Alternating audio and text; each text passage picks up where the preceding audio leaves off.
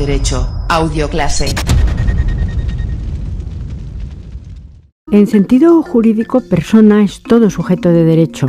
Si bien el término persona se atribuye corrientemente al ser humano, en su acepción jurídica tiene un significado más amplio. Y de este significado también vamos a hablar en los siguientes minutos. Lo vamos a hacer con el catedrático de Derecho Romano, el profesor Federico Fernández de Buján. Bienvenido. Muchas gracias. Me encuentro siempre muy feliz en Radio UNED.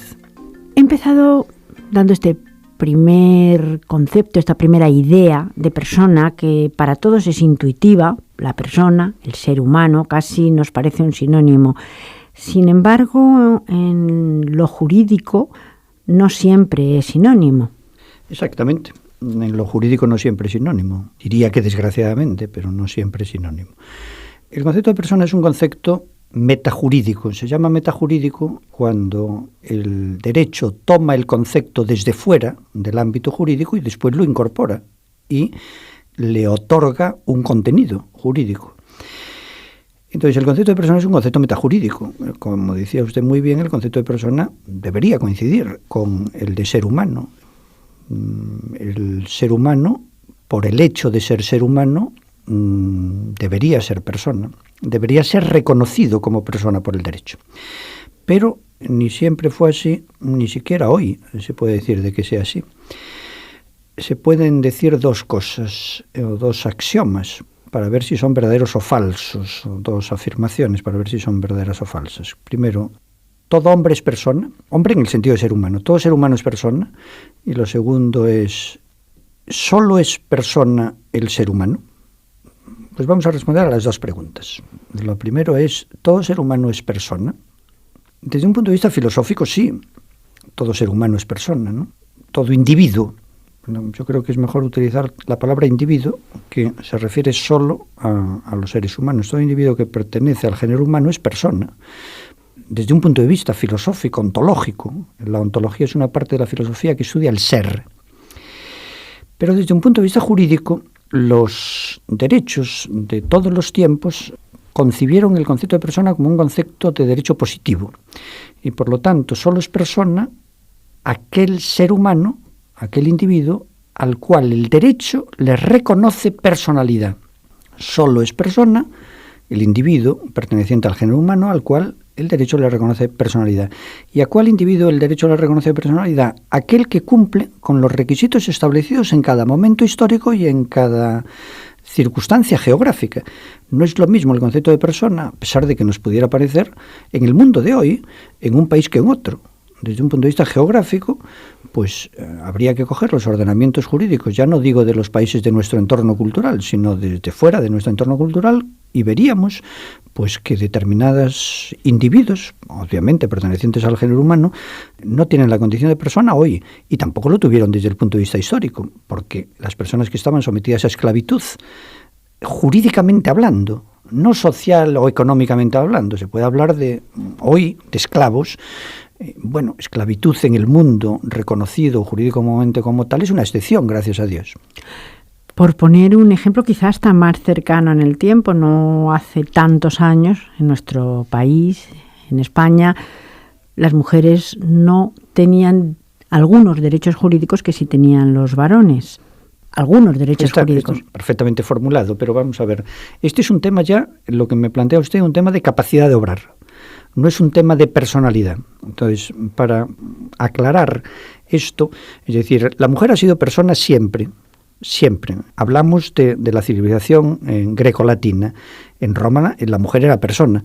Ahora, lo que no tenía era plenitud de capacidad de obrar, tanto desde el punto de vista del derecho público como desde el punto de vista del derecho privado. Desde el punto de vista del derecho público, la falta de capacidad de obrar de la mujer era porque no podía ni elegir ni ser elegido para cargos de representación popular. En la República Romana, por ejemplo, el derecho a elegir se llamaba ius suffragium, el derecho de ser elegido se llamaba ius honorum. Hoy se llama derecho de sufragio activo-pasivo. Lo que usted me planteaba era que en España, hasta hace relativamente poco, la mujer no tenía plena capacidad al igual que el varón. Y esto es hace relativamente poco. tanto desde el punto de vista jurídico-político de derecho público como jurídico de derecho privado. En España la mujer votó por primera vez en la Segunda República. Antes tenía derecho a ser elegida, pero no tenía derecho a elegir, no tenía ius sufragio, ¿no? Y en los países de Europa continental, la mujer vota con carácter general por primera vez después de la Segunda Guerra Mundial. Pero esto es un tema de capacidad de obrar, igual que la mujer no tenía plena disposición sobre sus propios bienes. Estaba sometida a tutela, pero esto es un tema otra vez de capacidad de obrar, no es un tema de personalidad. La mujer es persona, es sujeto de derechos. Lo que pasa es que los derechos de los cuales es titular no puede ejercitarlos en su plenitud. Es decir, puede ser dueña de un piso o de una inmensa fortuna, y la podía ser siempre, en Roma también. Pero en cambio, para transmitir, enajenar, disponer, por ejemplo, constituir una hipoteca sobre un bien, vender una casa o hacer una compra, pues no tenía capacidad de obrar. Entonces, por retornar al tema de persona, solo es persona aquel individuo al cual el derecho le otorga personalidad por cumplir con los requisitos establecidos. ¿Cuáles son los requisitos establecidos hoy? Pues veremos cuáles eran los requisitos establecidos en derecho romano. ¿Cuáles son los requisitos? Los requisitos establecidos hoy los establece, los preceptúa el artículo 30 del Código Civil, que dice: la personalidad se adquiere en el momento del nacimiento con vida, una vez producido el entero desprendimiento del seno materno. Este artículo ha sido redactado conforme a una ley del año 2011 que reformaba el registro civil. Era una ley del 2011. 2011 está a 7 años de nosotros. Antes, el artículo 30 del Código Civil reproducía casi literalmente los requisitos que, para ser persona, tenía el derecho romano, que decía: a los efectos civiles se reputa nacido el feto que tuviere figura humana y que viviere 24 horas enteramente desprendido del claustro materno. ¿Qué es lo que se ha modificado? Pues, primero, Roma decía que para ser persona había uno que nacer, lo cual quiere decir de que el concebido y todavía no nacido no se le otorga personalidad. Tampoco hoy, aunque veremos un pequeño matiz.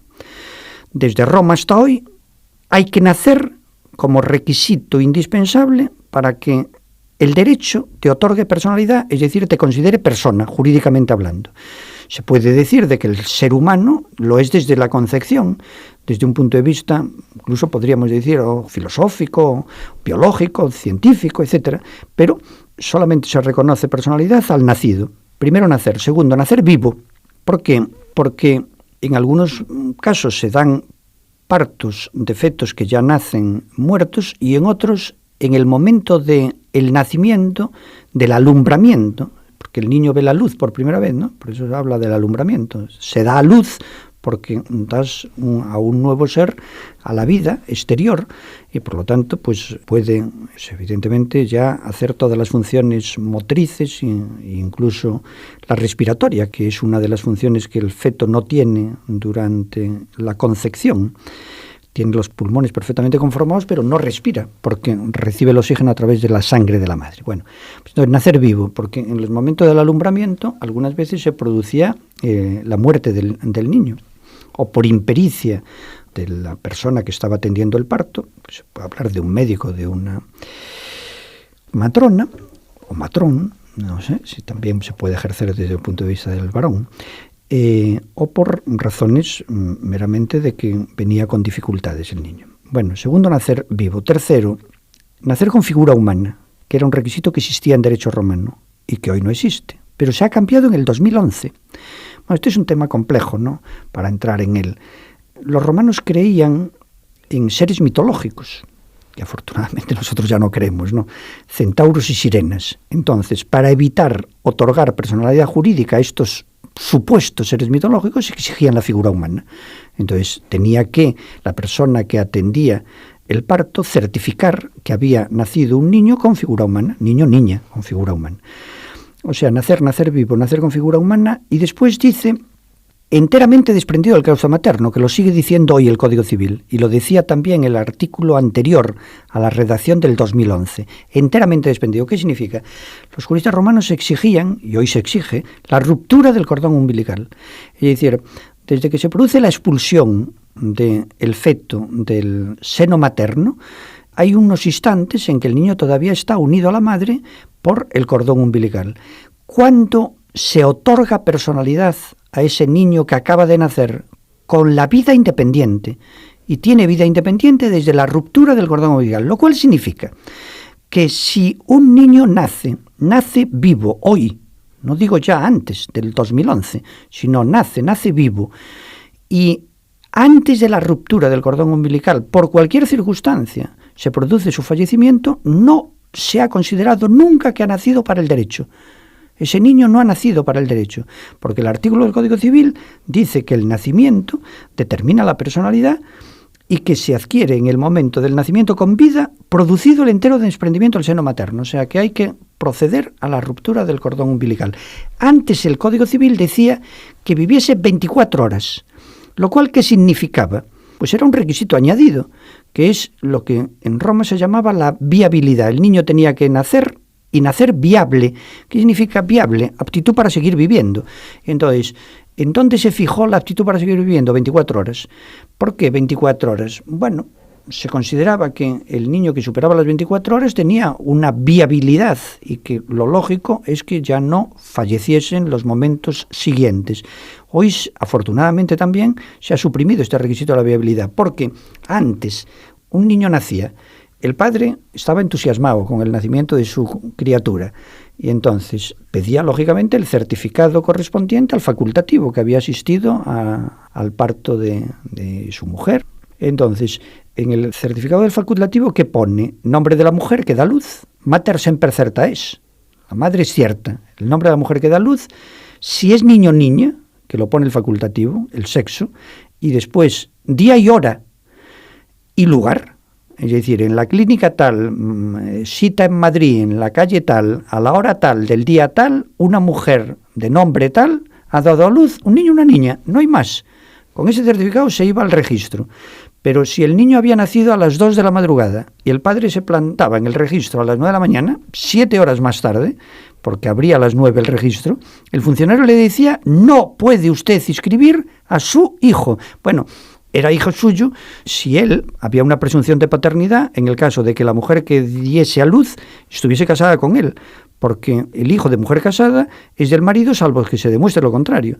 En otro caso habría que haber un reconocimiento de paternidad, pero en el caso de mujer casada, con que tú aportes 2 documentos, 1, el certificado de que una señora dio a luz, y 2, un certificado diciendo que esa señora es tu esposa, según un matrimonio, pues evidentemente había un certificado.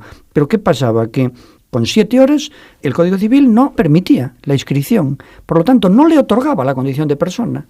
Entonces decía, vuelva usted mañana, que es lo que dice el ensayo de Larra, ¿no? En la novela de Larra, bueno, que critica a los funcionarios, yo creo que injustamente. Vuelva usted mañana, que es el funcionario en vez de facultativo, dificultativo. Es vuelva usted mañana. ¿Por qué tengo que volver mañana? No, porque hoy su hijo no es persona. Claro, sería bastante complejo que un funcionario le dijera a una persona su hijo no es persona, pero habría que explicarle, mire, es que hasta las 24 horas no se puede escribir. La verdad es que esto abre pues un debate, también un debate entre lo jurídico y a veces lo moral o lo social, porque tenemos además hasta en nuestra mente muchos partos peligrosos en los que se dice, bueno, ¿y a quién hay que salvar? ¿A la madre o al hijo? Bueno, en ningún caso al hijo, porque el hijo ni siquiera es una persona jurídica. Hablo desde el punto de vista jurídico, yo no hablo desde el punto de vista moral, pero esto abre también un debate pues con todos los derechos, con el aborto, en fin, es una cuestión muy peliaguda lo que es cuando alguien es persona, porque verdaderamente los 9 meses de gestación lo que hay dentro no es una persona.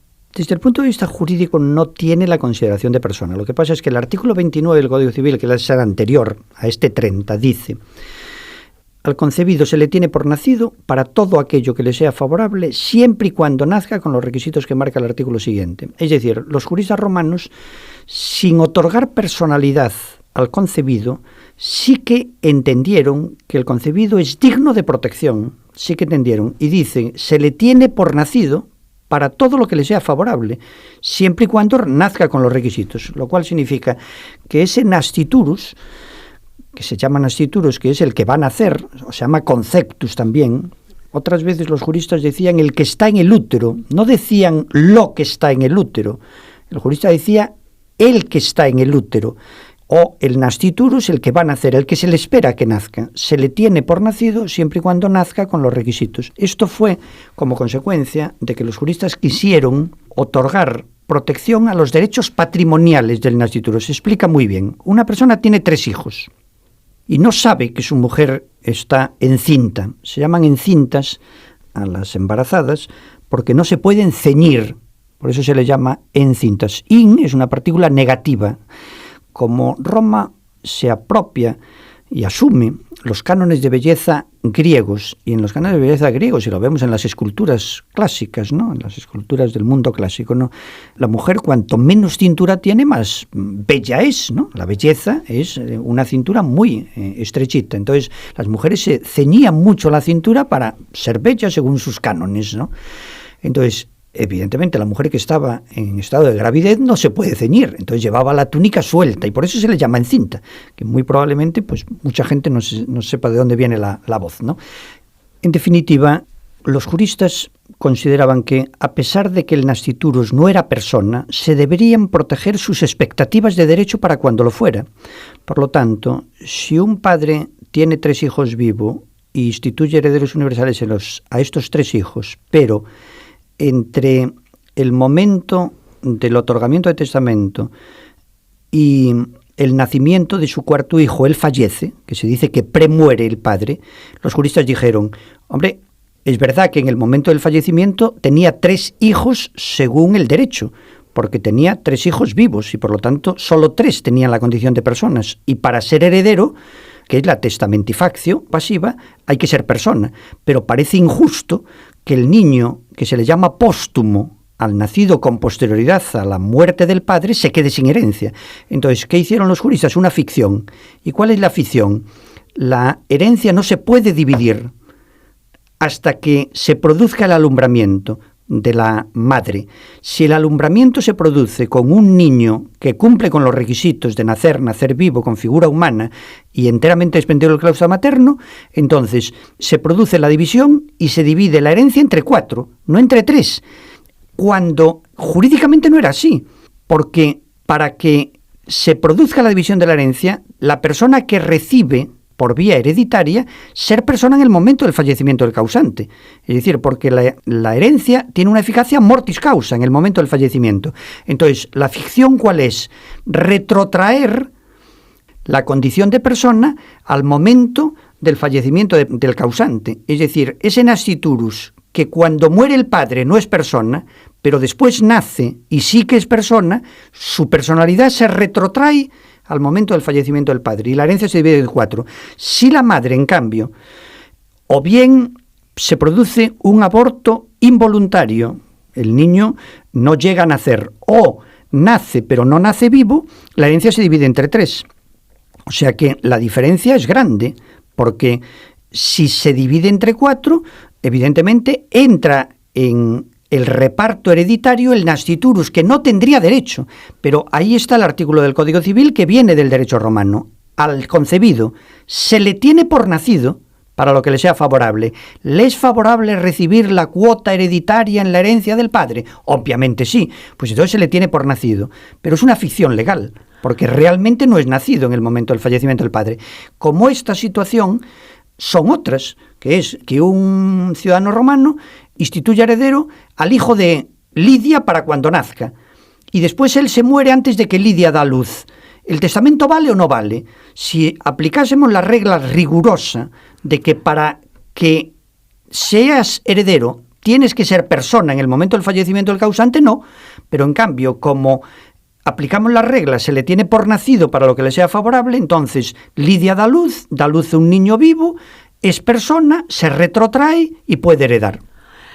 Desde luego es un tema complejo, y como es un tema complejo y nos ha quedado muchísimo, porque nos ha quedado pues, todo el concepto de capacidad jurídica, de capacidad de obrar, se ha nombrado a lo largo del programa, pero de pasada habría que entrar en ello, pues profesor Fernández de Buján, en un próximo programa continuaremos hablando de persona, pero hablaremos de todo lo que requiere el tema, que todavía es mucho. Muchísimas gracias. Gracias a ustedes, sí. Siempre para entrar en los temas con un poco de profundidad se requiere un poco de tiempo, lo contrario es surfear los temas, que es dejarlos por encima, ¿no? Pues en el próximo programa seguro que seguiremos profundizando. Gracias.